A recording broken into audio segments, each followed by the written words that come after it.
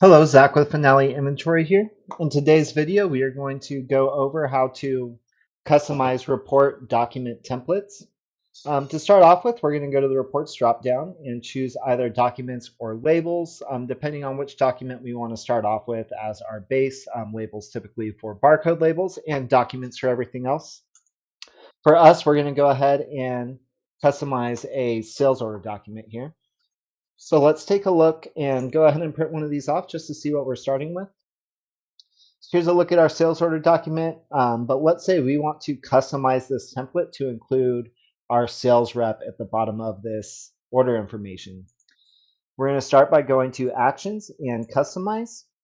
And we always recommend that you do Actions and Duplicate Report so that you maintain this original version in case you ever need to reference back to it. So we're going to call this Custom Print SO, and we'll duplicate it. The next thing we need to do is go ahead and create a new page template. So again, we'll create a new page template here and name it the same. I'm going to call this one Custom Print SO as well. And we will create that. Now you'll see here that we're still on the original template, so we do need to change that to the one we just created. But first, let's go ahead and click Edit and copy all of this template content so that we can paste it into our new page template and use that as a starting ground. So now that we've got that copied, we'll search for our new template. There we go, Custom Print SO, and we will edit that one and paste that template content in. So we'll get that saved, and we can see now that we've got all of that same template content over, even though we're on the new report with the new page template, everything will look exactly the same as previously before. So let's go ahead and get that sales rep added in, and I'll show you how to do that. So first thing I want to point out is that all of this portion, the table that you see at the bottom, is fed from the report data here in our primary and calculated columns. Everything else is going to be in that template data that we just copied from the old template. So everything you see above here is going to be fed from that template. Everything in this chart is going to be fed from the report data. Now, the easiest way to add information to that report data, or rather to the template, is to go ahead and add it as a column. So here I am going to go ahead and add our sales rep.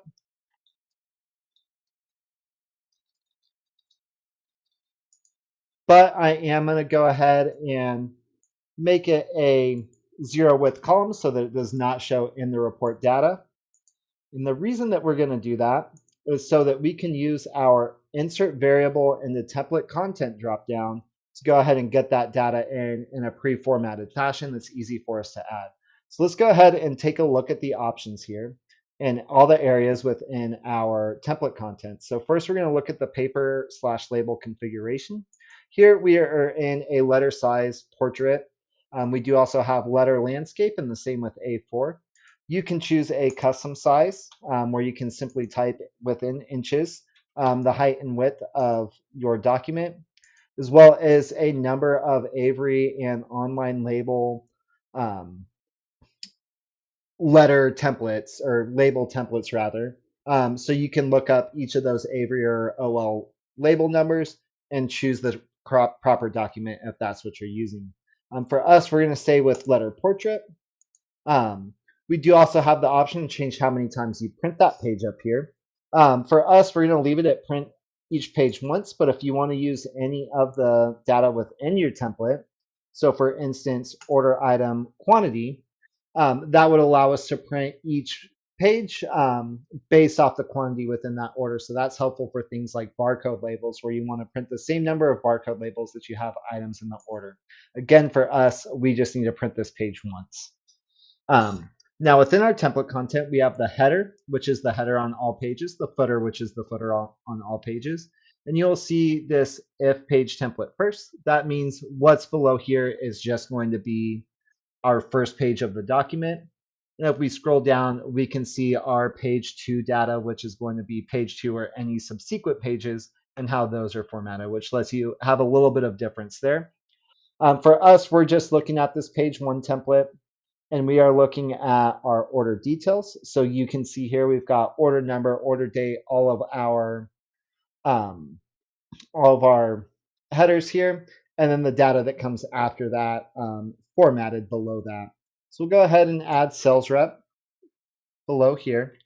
We'll just type out sales rep, and we'll put in the HTML code for a line break, which is BR. And down below, we want to do the same and add in our actual content of who the sales rep is. And so we'll use that by doing the insert variable in the template content dropdown.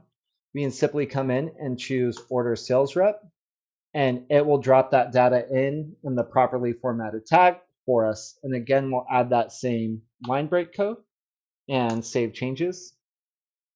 Now let's print our PDF one more time. And here you can see we have that sales rep now added into our template. If you have any questions or want to dive further, we've got additional help articles that go into more details on specific features. Or as always, you can reach out to us at service@finaleinventory.com. Thank you. Have a great day. Bye.